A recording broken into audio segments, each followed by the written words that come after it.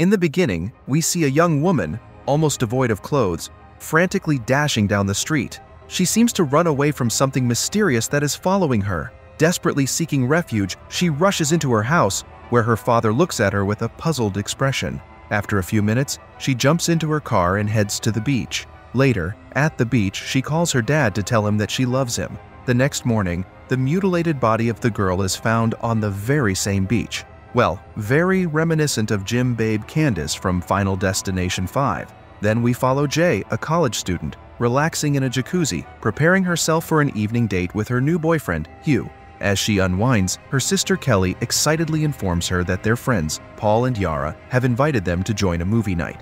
Kelly encourages Jay to tag along, but Jay declines, explaining that she's going out. We see her friends briefly, and of course the only guy friend in the group seems to have a thing for Jay, so he doesn't seem too thrilled with the idea of Jay's upcoming date.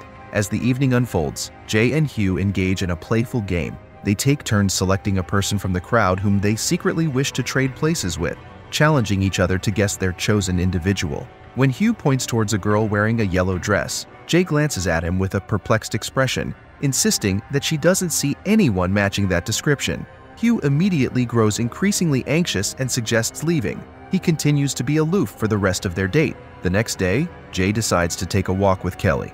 As they stroll together, Kelly notices that Jay seems a bit uneasy. She can tell that something is bothering her. It appears that Hugh is acting strangely. Jay wonders why Hugh would suddenly want to leave the theater so abruptly in the evening. Perhaps he saw his ex-girlfriend. The uncertainty gnaws at Jay. Later that evening, Jay meets up with her boyfriend once again. As their evening walk comes to an end, they find themselves in the car. They finally do the deed in the small, stinky car. However, after they are done, Hugh swiftly leaves the car to grab something, while Jay becomes distracted and starts talking about her childhood dreams. Little does she know, this diversion is exactly what Hugh had been waiting for. He attacks her from behind and incapacitates her, using chloroform to render her unconscious. When Jay eventually awakens, she finds herself in a wheelchair, trapped in an abandoned place. Her arms and legs are tightly bound, and Hugh is standing nearby. Confusion and fear grip her as she desperately asks him why he would do such a terrible thing to her. Hugh explains that he has been cursed, forced to see a creature that relentlessly pursues him. He has gotten the curse from a one-night stand. Terrifyingly, he reveals that during their intimate encounter, he had succeeded in passing this curse on Jay. The curse manifests in the form of a shape-shifting creature that can take any appearance it desires.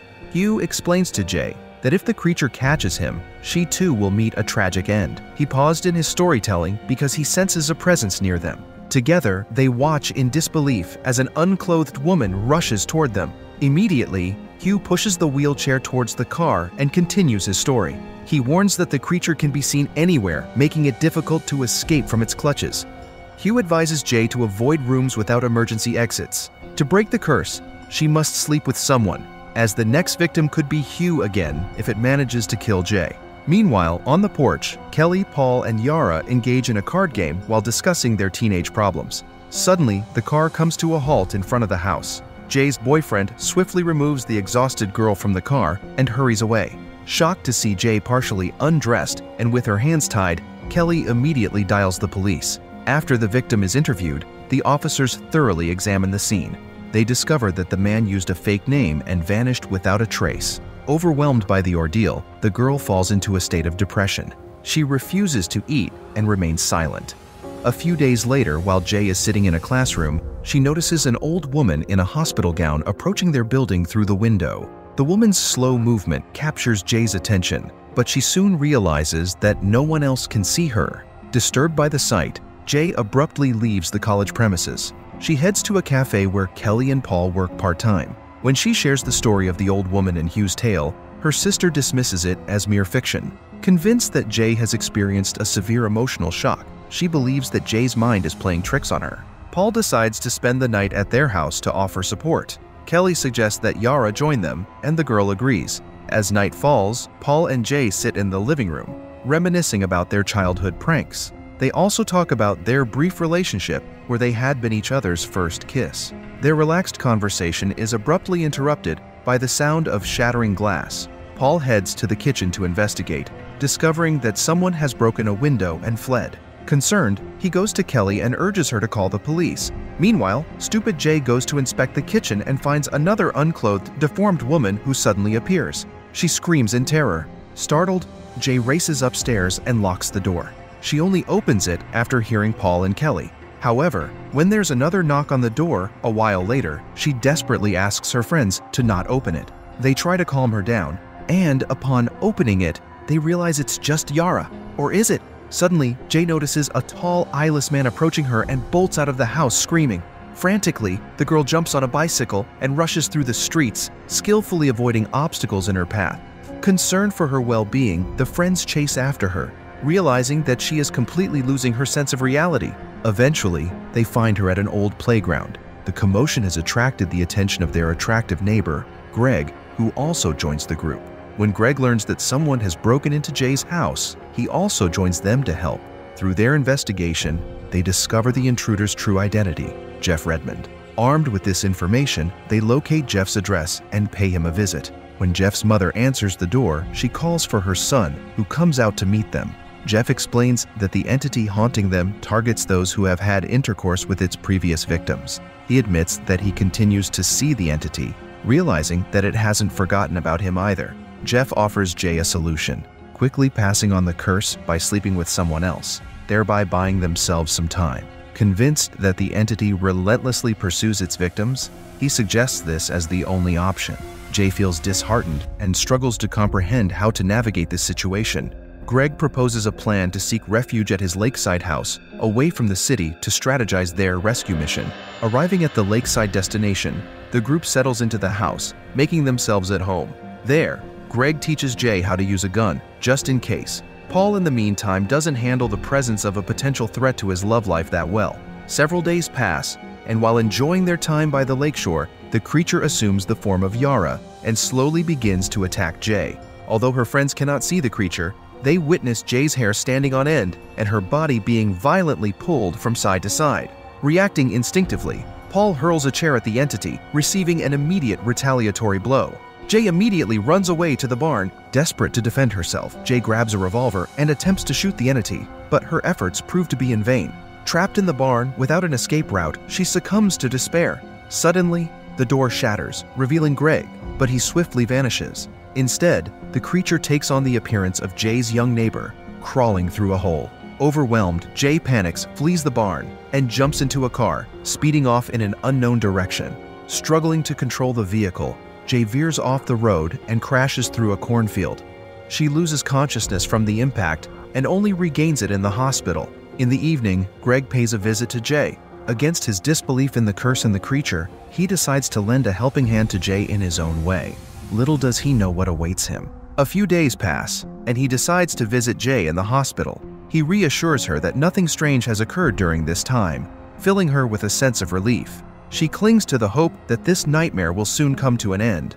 After Jay is discharged from the hospital, she retreats into seclusion, choosing to keep to herself. One evening, while gazing absent-mindedly out the window, Jay catches sight of Greg. He approaches his house and attempts to open the door. When it stubbornly refuses to budge, he resorts to breaking a window with a stone, determined to gain entry. Jay's concern for her friend intensifies, compelling her to rush to his aid. She enters Greg's home and is startled to find the guy's mother standing before her son's room, incessantly knocking on the door. Something feels off about the woman, as her appearance seems unnaturally distorted. Jay realizes it isn't Greg's mother at all. It's the creature in disguise, attempting to lure the unsuspecting man out into the open.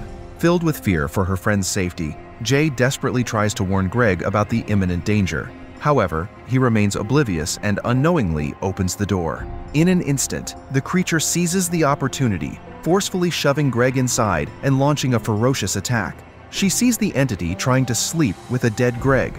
Overwhelmed by fear and shock, Jay hastily retreats to her car, desperate to escape the nightmare she has witnessed. She drives away, leaving the horrors of that night behind her. Once Greg's death sinks in, Jay comprehends the horrifying truth. The creature will resume its relentless pursuit of her. Determined to outwit her pursuer, she pushes herself to her limits, pressing onward. Finally, she reaches a point where she can go no further and falls asleep. Upon awakening, the girl retreats to her home, seeking safety.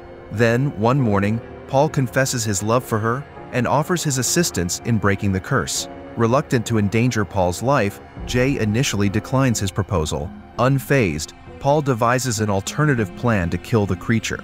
Their new strategy involves luring the entity into the swimming pool and delivering an electric shock to neutralize it. Equipped with electrical appliances, the group prepares for the pivotal moment. After everything is set up, Jay bravely swims into the water, baiting the entity to spring the trap.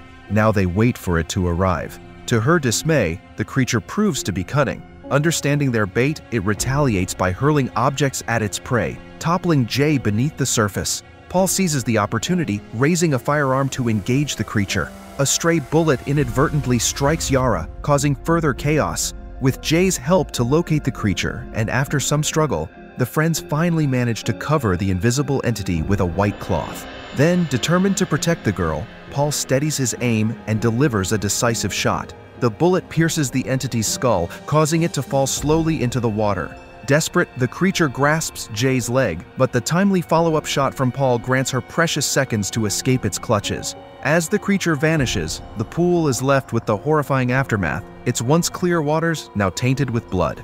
Back at home, Jay and Paul make love, hoping it will provide a means to eventually break the curse that has plagued her. Later, we find Paul looking at some prostitutes to probably pass on the curse on his way back.